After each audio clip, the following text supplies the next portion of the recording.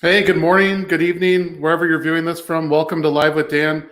Today we have a special episode coming up for y'all with Jeffrey Henning, Vivek Bhaskaran, and Jamin Brazil. They'll be joining me momentarily. First, I have to take this opportunity to plug our user conference X Day next week. So this is coming up on May 11th it's in the morning at I think 10, 11 p.m. I'll put it in the notes here, and I'll put the link in so everybody can take a look and register. But we have a great lineup with people from Amazon. So we have Bill Drovinger from Amazon, Kyle Hudson, who was at the NBA, Tara Putman, who was at Kellogg's, and then a great cast with Ken Peterson and Dave from our HubUX team. They're going to be talking about research and how that applies with the HubUX experience. And then also, we're going to be talking about work burnout and how to avoid that with two PhDs, believe it or not, with Sonia and then Andrea O'Leary. So make sure you sign up for that. The link is in the comments. And without further ado, I think let's get things started here. I'll bring in the guys. Let's see here. Hey, gentlemen, thanks for joining me. What's up, Dan? Thanks for having us. Dan. Hey, just a quick intro. We want to make this conversation around how these guys scaled their companies early on, and then share some stories, the hardest parts of it, and when did they realize that things were going to work out and so forth. So we have Jamin, who started Decipher in 2000, right? I think that's right, Jamin, something like that. April of 2000. April of 2000. And then we have Jeffrey Henning, who started Perseus in 1993, and then that sold to Volvici. Is that right? Austin Ventures. Austin Ventures. We branded it as Volvici. Yeah. Got it. Okay. And then Viv, who, obviously we all know, he started QuestionPro in 2005, and we're still here. So that's good. These two guys did the smart thing. They sold the company and they made a ton of money. I guess I'm the dumb guy in the room, just still hanging out. The only smart one, Vivek. Mom, I'm the mom. I'm still gonna make it. Don't worry. Yeah. Awesome. Yeah. Awesome. So I think let's start out with the first question. Maybe the obvious question is, why did you start your company initially? So Jeffrey, maybe we'll start with you. If you can give some background on why you started Perseus, and then we'll kind of kick it to Jamin and Viv after that. Yeah, so I actually learned how to program when I was 8. My dad bought a TRS-80 Model 1. It had 4K of RAM and BASIC, and I fell in love with programming. And so I knew that I wanted to go into computers and have a software company. And when I came out of college, I actually ended up at a market research company doing custom programs for them. And the way my boss got me to accept the job was he said, you'll learn enough about research that you'll be able to go achieve your goal of starting your own company and know what kind of software you're going to build. So I saw an opportunity originally in focus group analytics. And so in 1993, when we started, we were doing Katie software and focus group qualitative software. And it was just, something I had wanted to do, my entire life, was have a software company. So. Wow. From the age of 8 too. Yeah. Amazing. Yeah. Jamin, how about you? So the journey of starting for me is it's just part of my DNA.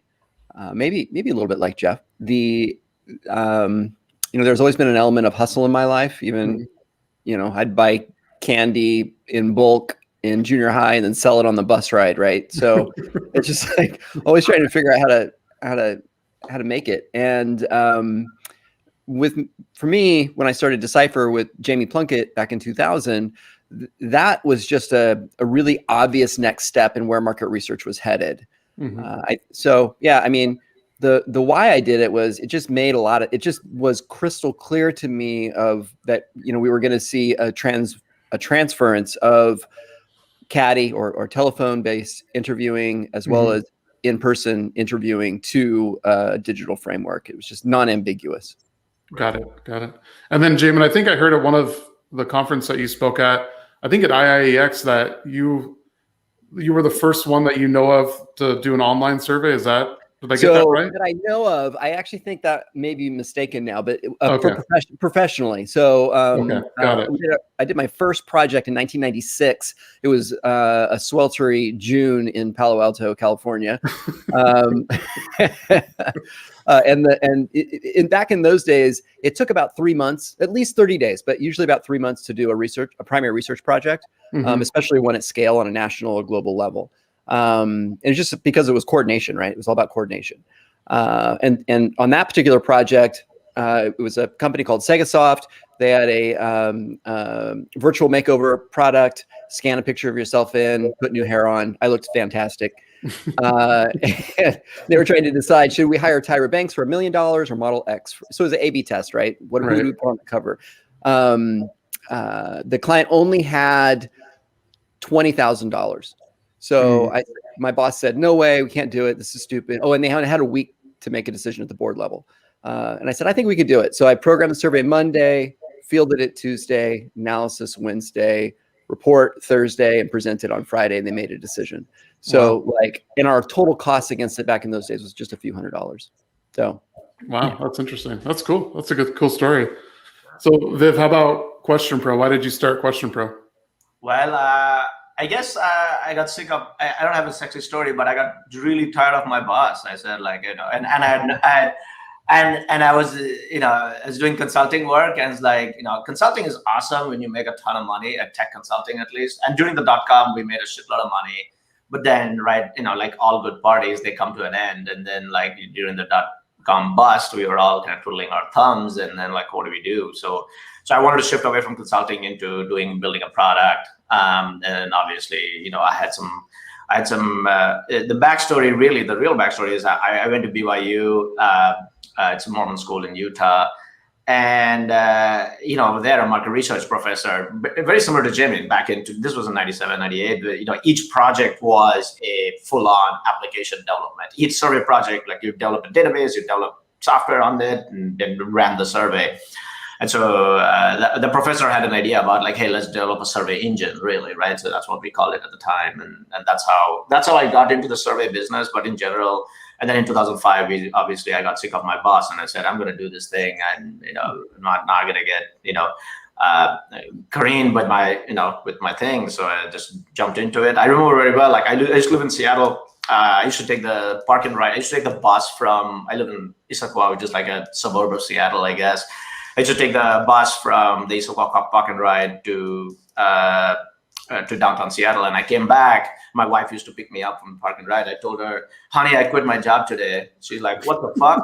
Who's going to pay the mortgage? I'm like, well, we got like 25, 30 grand. So my mortgage is like $1,800. So I think we're good. We can survive for 6 months. I'm pretty sure we'll figure it out in 6 months as to, make enough money to kind of survive. So yeah, that's how it got started, and it's been obviously a great ride since then. Like these guys, haven't sold the company yet, but I think we're all having fun right now. Yeah, I think that's a really interesting point that you made. We both started bootstrapping our businesses, I believe. Yep. And that was because we had the technical expertise, but then also the market understanding of how to do that. It's really hard to do that nowadays, to pull that sort of thing off. I think it was, for me, I had 3 months of PTO saved up. Right. And so when I quit my job, that funded the business for a 3-month period, and I knew I had to break even. Right. So it's like $700 rent, $300 in food. You guys were all braver than me. I kept my day job, and I worked from 8 till midnight for a year. There we go. So you did the day job and the hustle in the evening. Right. Obviously, I was just too lazy. Yeah. For me, at least one of the interesting moments in our kind of lives, like we started like literally like, so when I started I got a T1 line in my house, right? It was the cheapest way. No, there was no Amazon, there was nothing like that back then. It was 2005.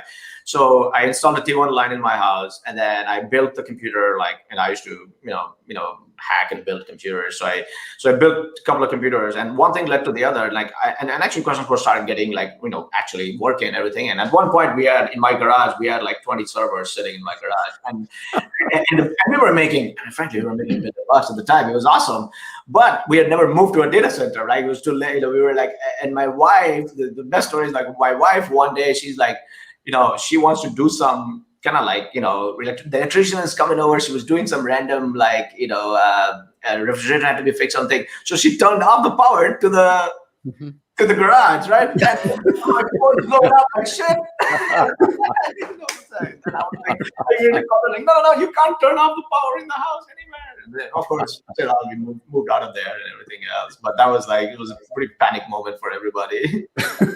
I mean, there was a lot of like the sort of the cowboy antics, right? Back in those days. I remember we were doing a lot of work for Intuit and sending emails to surveys to their customer base on their behalf. Right.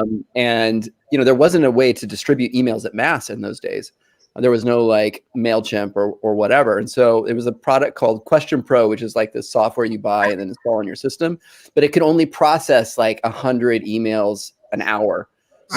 So we literally had these all of our laptops and friends' laptops and families' laptops with this pirated version. You distributed it through the network, I guess. Yeah, trying to get the emails out, just trying to make it. Yeah, interesting. I have a question for Jeffrey. Jeffrey, you guys sold to Austin Ventures, and tell me the story. The backstory is that you guys did not know that Austin Ventures was also buying Web Surveyor, correct? So they kind of merged the two companies together, but you guys didn't tell both the companies that they're buying each of them, right? So, so I had a partner who was about 14 years older than me, and we had repivoted the company like 3 times, grew it to 50 people, and we felt like getting the next pivot. We'd been lucky 3 times. We realized we weren't the right people to scale it from 50 up. So we also didn't want to go through the sell it to VCs and they pretend to be your friends and then they fire you. So we're like, we're going to sell it to VCs. We'll then invest in NewCo. And, they had a CEO who had taken a company public that they wanted to bring in. So we're like, that's fine. We're going to approach this with eyes wide open. And of course the deal goes through and then they're like, by the way, we're trying to buy Confirm It, which obviously never happened. We're trying to buy SurveyMonkey, which obviously never happened. Wow. And we're buying Web Surveyor, which didn't happen. And then they merged them. And then they bought a little company called Surveyo. So they bought three companies, rebranded it. It was actually Vovisi. I'm like, here's 6 names. I'm like, don't pick that one. I'm like, don't pronounce it Vovisi. Everyone's going to say Vovici, like Dan did. Yeah. And then I'm like, don't mess up our SEO. No, I got to tell this joke about Jeffrey. When I met Jeffrey I've obviously known him for many, many years. I said like, so how the fuck do you pronounce it? Vovici? Vovici? What is it? Right? He's like, I don't give a shit. However you pronounce it, as long as we get paid, we don't care. I'm like, that's it doesn't matter. Viv, what's the ripped $100 bill story that you wanted to ask Jeffrey? Oh yeah, Jeffrey, you're gonna tell us this. You're the story of how you were trying to kind of get in touch with the SurveyMonkey guys, and they wouldn't call you back, and you sent them what you do. Yeah, so we had an angel investor, and the angel investor was at this show in New York, and he's like, "There's this guy in a gorilla suit handing out flyers for SurveyMonkey," and I talked to him. He's this college kid. It looks like a neat product. You guys should talk to him. So we knew them. So basically, he went to 2. I mean, his big marketing budget was going to 2 shows dressed as a gorilla, handing out flyers, and then from there it was viral. And so, tracked down his IP registration. It was in Madison. One of our employees was going back to Madison for Christmas, Madison, Wisconsin. And I'm like, this was before Google Maps. I'm like, swing by and see what his office is like. And then we realized he's working out of the basement of his parents' house. And so, as he's taken off, we're selling enterprise software. He's selling low-end software. And he would never return my calls. And I'm like, we have a chance to make money together. So I took a $100 bill, ripped it in half, FedExed it to him. And I said, together, we have more money than we do apart. And still never heard from him, but I'm sure he's now surfing in Portland and right. He gets the last laugh on He'll be okay. Yeah. That's right. That's funny. That's a good story. Interesting. Jamin, when you started Decipher, at what point did you realize that, hey, we're onto something here and you knew it was going to work out? Is there like a moment in time that you can think of that this was like, okay, yeah, we have something here and it's going to work? So the story of startups is like a roller coaster, right? Mhm. So depending on the month or the year, I thought I was the smartest person in the world. In fact, our first year that we started, which was pre.com bust, we bootstrapped the company. We did $1 million in revenue with a tremendous gross margin. Somehow Harvard Business found out about us and they were doing a series on bootstrapping a business to $1 million in a year, because apparently that's really easy. and I thought it was. I'm like, fuck, this is easy. Let's do this all the time. And then, the .com thing happened and we lost 93% of our business in a 3-hour period. It was actually a drive to a retreat that we were paying a consultant for on a rebrand, right? And I'm like, what are we going to do? I remember sitting down on the steps of the place with my business partner, Jamie, and I'm like, do we have to pay for all this stuff still? So I knew we nailed it straight away. And then I thought we were like going to get a job a year later. And then, after a couple of years, we kind of we did find our footing again and just kind of continued the slog. But like our story wasn't one of overnight success. It was one of a consistent grind year over year, and paying attention to the details. And, you look back and you're like, wow, that was quite a journey, but in a fun way, but not like this moment of like, ta-da, we got it. Right. That makes sense. Yeah. Jeffrey, do you have a similar kind of story, or when did you realize that you were onto something with Perseus and it was going to work? I know you said you pivoted 3 times, so maybe there's at different points in time, but if you have a similar story, I'd love to hear it. Yeah, so we were selling KD software that would write executive interviews, and Concert Communications, which was this merger of MCI and AT&T, was our big customer, and they were like 80% of our revenue.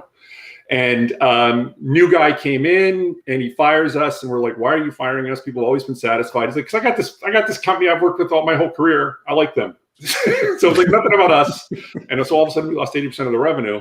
And I'm like, I never want to be in that circumstance again where one client is 80% of the revenue. And so a little after Jamin did his first web survey, so it was 1996, maybe it was July, I hand coded an HTML survey and said, we can take our KD software and have it spit out HTML.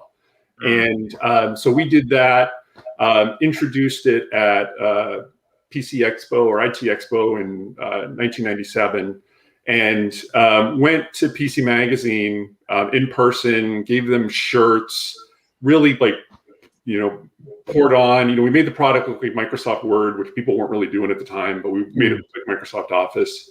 And we really gave them the spiel on why this desktop software was great. And they did a roundup against Web Surveyor and against SurveyMonkey and some other folks. And we looked at the whole roundup and we won by 1 point. And my partner is convinced that it was the T-shirts that got us that. Awesome. And so we were PC Magazine Editor's Choice Award, and all of a sudden the phone just started, ringing off the hook.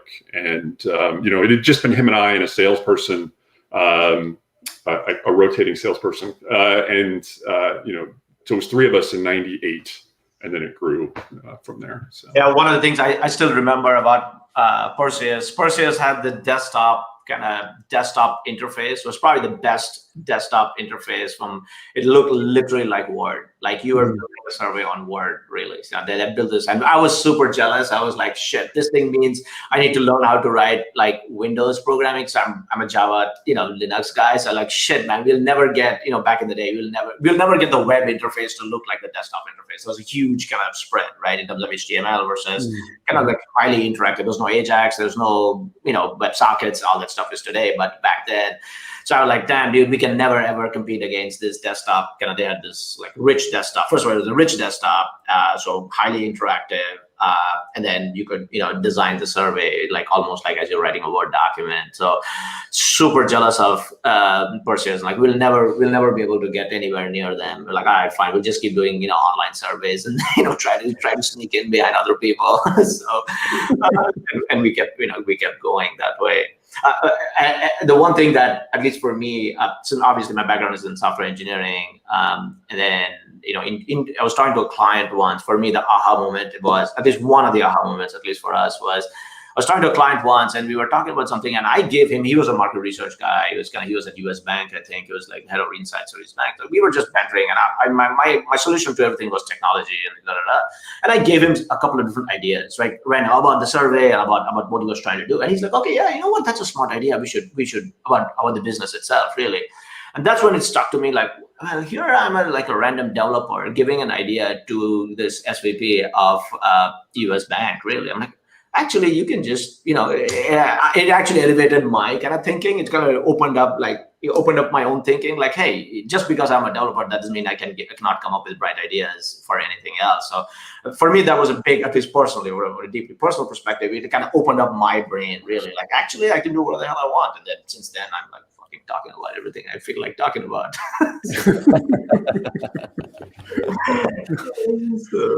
Starting a business is like that, though. It's about identifying the problem that the customer has and figuring out how they're solving it, if at all, right now. Mm-hmm. So, once you get that problem statement dialed in, then it's all about figuring out what the solution criteria is, and then just simply building it for them. And in an ideal world, right, you'll have that same story with your, early adopter customers that are willing to kind of help front load that development of what you've got going on. And if you can kind of like that, it's so easy, but it's so friggin' hard to do. Yeah, I think one thing that I got lucky on, I mean, there are two things that we got super lucky on, talking about bootstrapping, Jamin. Like two things. One, like we did SEO before SEO was sexy and cool. We figured it out like way back when. And if you think about it, and here's an important point, like a lot of people put SEO under marketing, but it's really an engineering exercise. If you think about it, SEO is a very technical kind of operational exercise. First of all, it's not a creative exercise. Obviously, it's not a creative exercise. So, and typically most marketing teams are headed by creative folks. So you really need to put SEO under kind of an engineering function today everybody's realized it. Everybody's smart. There's a head of growth who's really like analytical and operational, and they kind of run SEO for the most part. So we got lucky back in 2005, 2006. We started doing SEO back then, and it was like, oh shit, it was easy, to get SEO done, and that kind of was one of the reasons why we were able to kind of bootstrap the company. And the other big one was that going back to your point about Jamin, I used to identify like deep-rooted problems with a customer and then ask by the money, right? So like, I know that nobody else can solve that problem, straight up, right? It's just like, unabashed, and that funded the development, really. That funded the kind of infrastructure development. So that's how we kind of got around. And the internal joke, I gotta tell you, the internal joke is like, hey, who's your funders? People used to ask me in 2010, like, hey, who's funded you? I'm like, well, my Washington Mutual and Starbucks, because they are my funders, really. And for people who don't know, Washington Mutual was a big bank in Seattle. I think it was in the West Coast at one point before the shit show. It was the largest bank, and I think in the West Coast, as big as Wells Fargo, really. And yeah, they had funded. They were quote unquote my funders.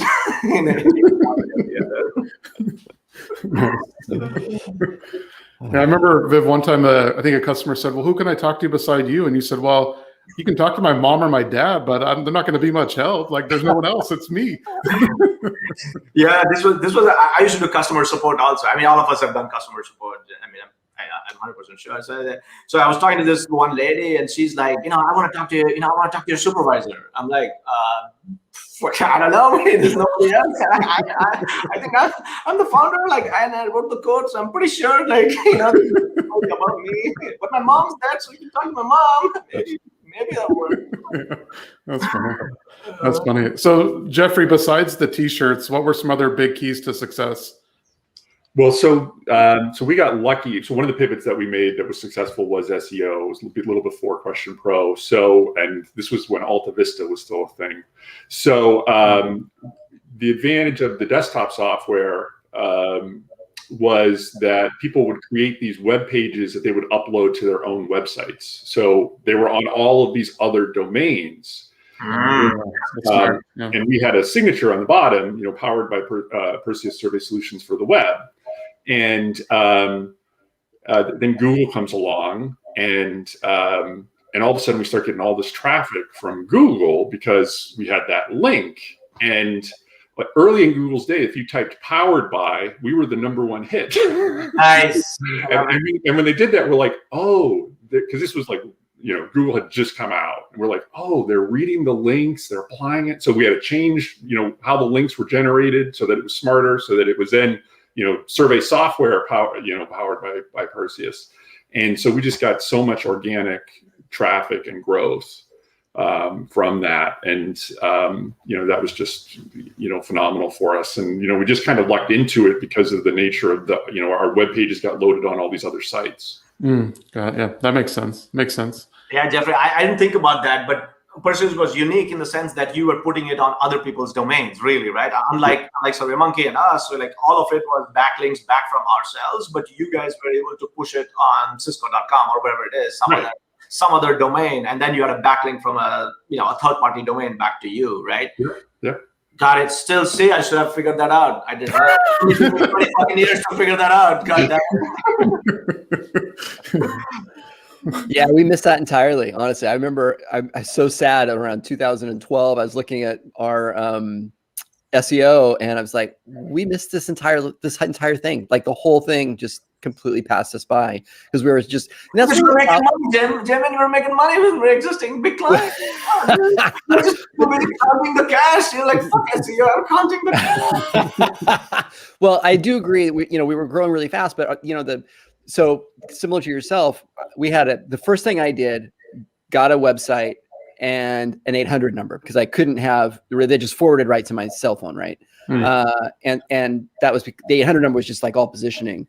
But it was really funny back in those days. I was one digit off on our 800 number to a New York taxi support line. So we would get, and I'd never even been to New York at this point. We would literally get all the time questions. I'm lost. Can you help me? How do I find it? All the time. I literally went and bought a map of New York and the subways, and so I could help people like navigate through. And I did actually have one of those convert to a customer. But there you go. Yeah. But so I was always asking them, and do you do any survey work? Right. That's a new lead channel right there, Jim. Yeah, like that was where I was winning while you guys were just crushing digital at that scale. That's funny. You did convert. So like, Jamin, you are the hustler. No matter what, like, hey, do you need service? Hey, do you need directions? You need service software? All right, cool. No big deal, bro. Done. That's funny. That's good stuff. What so Jeffrey, I was kind of curious around any funny stories with Perseus when you were starting it up that kind of like keeping the lights on, or I don't know if your wife came in and shut off the power or anything like that, but any funny stories you can think of? So I wrote the code in Visual Basic and Visual Basic 3, and they hadn't quite gotten around to the shift from 16-bit to 32-bit. But there was this thing called funking where I could use the long file names because originally when it first came out, you had to have an 8.3 file name. And one day, my Jewish business partner comes in. I've got this very upset client. They open up the questionnaire and it says, "Jesus loves you." And my face falls. And he's like, "Oh God!" Oh, he's like, "Oh, what did you do?" To use the funking, I had to write a little file, get the name, and then like rewrite it. But it was like one line of code followed by another. Like no one should ever see the file. But for whatever reason, I wrote, "Jesus loves you" in this little file. They immediately got replaced. It was supposed to immediately get replaced, but for some reason it didn't. It could have been a lot worse though, Jeffrey. You could have named the file, Yeah, but it was the wrong type of software evangelism. 100% the stuff in my code that was commented out, you would never want to be published ever anywhere, right? We did have this one section of code that I don't usually that we called the fuck code because there was the Microsoft Access. There was something wrong in the documentation. This was before the internet. I'd go on CompuServe. I couldn't figure out what was wrong. My partner figured it out, and I would try to like rewrite it because he learned on deck. Like I said, he was 14 years older than me. His code was just spaghetti code. It was awful, and I could not rewrite it for the life of me. And it was there until it was there for like 8 or 9 years. We just could not get away from this access code that somehow worked around the documentation. So hey, I think there's code that I've written that still runs QuestionPro. So including those servers in the garage, right? That's right. Yeah. What at some point in your company's history, each one, was there a time like you had to complete obviously you completed a lot of difficult tasks, but is there something that you were like super proud of that you weren't sure if it was going to work or not? I know, Viv, you can probably share when Survey Analytics QuestionPro merged, like that was, monumental for us, but are there things like that for you, Jamin or Jeffrey, when it was something that you knew you had to do it, but you weren't sure of like the particular outcome or how it was going to play out?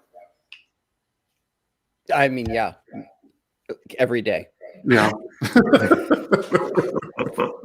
Probably one of the bigger bets that we made was in 2006, Kristen Luck left OTX and started a business. I think it was called Forefront, and it was going to be a survey platform, kind of normal thing. And then after about a year of that, her and I had been friends through OTX, or frenemies, I should say, through OTX, and I just recognized her and her talent and skill, and thought, man, if Jamie and I, two ugly guys who are programming, we need somebody that's going to be able to get out there and market the company, right? Yeah. And so that for us, we created a merger of the businesses, and it really elevated it worked out to be a favorable, obviously, outcome. So I'd say, for me, the Kristen Luck factor of bringing her into the business was probably one of the biggest and most riskiest moves that we made through our 15-year journey, and paid off. Right on. Yeah, perfect. How about Jeffrey? Do you have a similar kind of story? Well, so we had started with $179 software because we pivoted from the big professional services project, and so I really wanted to sell low-end software, but we called it Perseus Development Corporation after Lotus Development Corporation. We were in Boston, so we still had the motto of you go into the store and buy the software. But our customers kept pulling us up market, and finally, some would install it on their own servers, but there was clearly they wanted to run it in a SaaS, and so we were late to SaaS. And so there was a major car company that really was like, we've been a long time happy customer. We want this as a full SaaS solution. So and we need to see what you have. So we had actually hired Brad Patton, a great software architect who had grown up on Smalltalk. So very object oriented before that was kind of a thing. And he basically wrote this thing to convert our Visual Basic code to C#. And so we were moving all of the code over, but we didn't have the part where when they finished designing the survey, that it would get published. So my partner Rich is in Detroit demonstrating this. The client is designing this survey, and then he calls me and he's like, "Okay, publish it." So they had created it, but then I had to copy the files over to where they could then see them. So it was literally ignore the man behind the curtain. Automated that part of the software yet, but we did get the deal, and then we're able to, with that large contract, we're able to continue to invest in what we started to call enterprise feedback management. So nice. That's right. This I don't think many people know about this. I gotta give one props to my friend Jeffrey over here. He's the first guy. He coined the term EFM. When he was Mr. Blogger. God damn it! He used to fucking blog every day. And a good quality. It's not like bullshit content, right? A good quality piece of content nearly every day, like maybe once, 2 or 3 times a week. And he coined EFM, or Enterprise Feedback Management, as a construct. So thank you for that, Jeffrey. So actually what we did, so my dad coined it. What we did was we had a contest internally. So my dad had been CEO of a company in Canada, had retired. My mom was sick of him after 6 months. So we brought him out as a consultant. He helped us go international. He helped us set up some international business. And we had an internal contest to come up. I was like, we need a TLA. We need to call this Survey Solutions TLA, 3-letter acronym. I don't know what the 3-letter acronym is. So we had a contest internally. We bought pizzas for everybody every Friday. We'd do a survey. And so we asked them. And so we got 50 suggestions. I went through all these TLAs. All TLAs have other meanings. We voted on them and picked my dad's Enterprise Feedback Management. And then I had, the best chief marketing officer I ever had, Dwight Galler, who convinced Gartner to adopt it. Nice. At which point, all of these competitors were like ticked because they were spending $100,000 a year with Gartner. And somehow, we were new clients at Gartner, and somehow he got them to call the market EFM. Wow. And then that really positioned us to sell it to Austin Ventures. So I can't believe I didn't know that. Yeah. Wow, that's interesting. That's a great story. I absolutely love it. For us, at least, one of the pivotal moments was like I had made a mistake. I kind of created a new brand called Survey Analytics back in 2010, 2011. It was a big mistake, I think. My original thing was like enterprise business versus, small and medium commercial business are two different vectors. We need different brands. Obviously, in hindsight, pretty dumb idea. At the time, it felt like the right thing to do. But then eventually, like in 13, 14, we decided to merge the two together. So we were like, we are actually separate on the code base and everything else. We own both of them. And then now we have to kind of merge the code base that can get the thing back and get the database and everything back. And it was like probably this, and the thing is like, we own both sides, right? Like it's not like we can say, fuck off to one side or the other. Really, we have to kind of get it right. And I think I'd probably say, like, I think Dan's right. Like, I've never been more stressed in my life, like getting that project, merging it, and then we got the thing done. I remember, like, obviously a few QuestionPro employees are still here. Like, so, we turned it on, and so, now we have a single system, right? We have a whole bunch of customers from one system. There's like, a few thousand customers and a few thousand customers here, and now, in one system. We turned it on and everything else, and we didn't get any, like, we were expecting customer support to blow the shit up, right? I mean, chat would have been blowing up. And we were like waiting and like nothing's coming up. It's the same level of kind of like, random conversations. My friend Andre is like, hey, did we even do the merge? Because I can't believe you guys actually pulled this off with the shit not blowing up on the customer support side. I'm like, I'm pretty sure the code base is the same now. It's the code base. It's not the old code base. I'm 100% sure. Like, I'm going to double check, make sure that redirect worked, everything worked. So finally it worked, and I was holding my breath, and we were all shit scared. Obviously, it kind of, thank God it worked out. But that's probably the most stressful I've been in my career, at least. So after Verint bought Bovisi, I left and was doing consulting at a non-compete. So clients who were using other platforms. So I had a survey analytics customer, and then I think I became a survey analytics customer for a while. And then we had clients using Decipher who would need help programming surveys. So we were doing professional services around survey programs. So I got to use both your guys' platforms 2012, 2013, 2014, which was fun. Yeah. Found all the bugs for us. Yeah, and I'm using QuestionPro now, which is super fun. Look at that full circle right there. Yeah, it's kind of interesting. Yeah. Well, Jamin gave me a lot of advice on terms of, hey, you need to fix all this shit.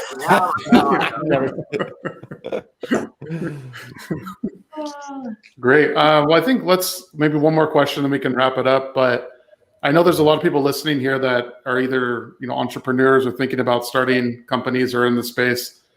This is kind of a loaded question a little bit, but what sort of like advice would you give them if they want to start their own company? What sort of blind spots that you guys experience should they watch out for, or any parting advice that you guys want to give? Viv, maybe I'll start with you this time. Oh, I have a simple answer. Just fucking do it. Just fucking do it. All right. It's good advice.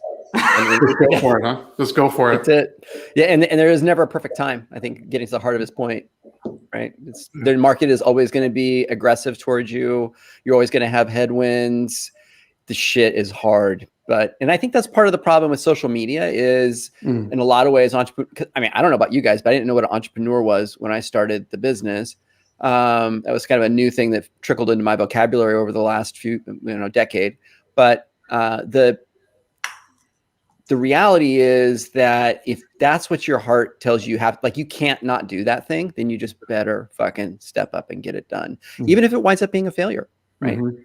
Yeah. And then I would say, like, to complement that point, it's really important that you find people that have either done it before or a little bit ahead of you in the journey that can help guide you, because there's a lot of icebergs in the water. If you go from A to Z, and people that have been navigated that before, they can help you avoid those things. That's good. Good points.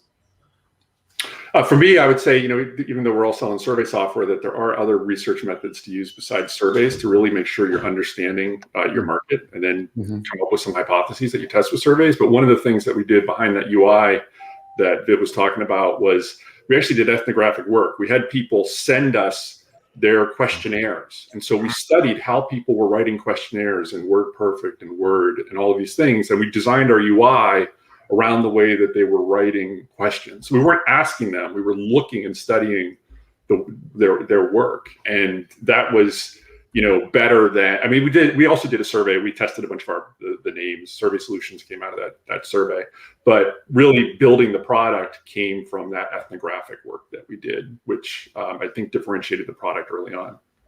Yeah.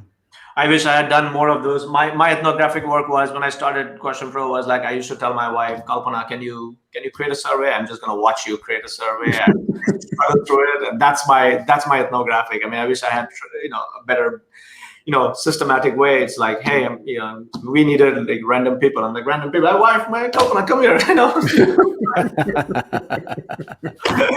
Jamin, no HubUX for me. I couldn't get, I couldn't get anybody to.